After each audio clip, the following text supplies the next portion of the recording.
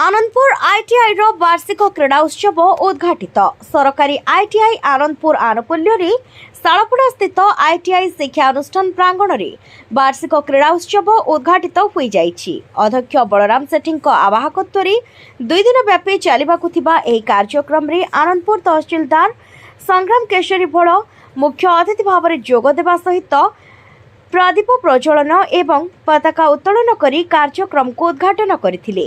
शिक्षानुष्ठान सहकारी तालीम अधिकारी मानस रंजन धल, प्रकाश कुमार राउत, प्रदीप कुमार साहू एवं श्रीमती पुष्पलता बेहेरा प्रमुख सहयोग करी छात्र छात्री माननकु तालीम माध्यम रे कार्यक्रम को आगे नेथिले।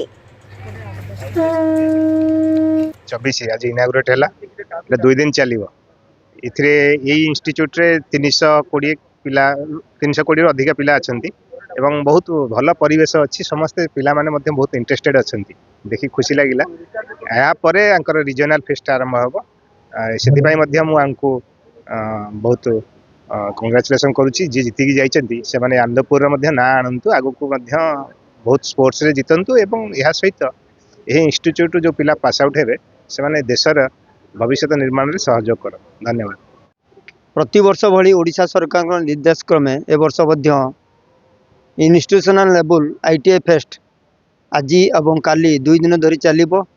आज स्थानीय तहसीलदार आनंदपुर तहसीलदार को आम मुख्य अतिथि कर डाकिलु एवं उन्मोचन सरी जाइए। बर्तमान 100 मीटर रेसिंग रो ओपनिंग हवा जाउछि। तेणु समस्त छात्र छात्री एवं समस्त मोर कर्मचारी गण एथिपाई 2 दिन है अकांत परिश्रम करचंती ए कार्यक्रम को सक्सेस करिया पई। तेणु समस्त को ए अनुष्ठान तरफ अनुष्ठान मुखिया हिसाब से मुझे समस्त को धन्यवाद दूची एवं ए अनुष्ठान रो किंदी आगो को ना बढ़िबो। अनुष्ठान एक गर्वित अनुष्ठान है कि ओडिसा रे बाहरिबो, सेथि पई आमे प्रचेष्टा जारी रहिछि। Bureau report time TV.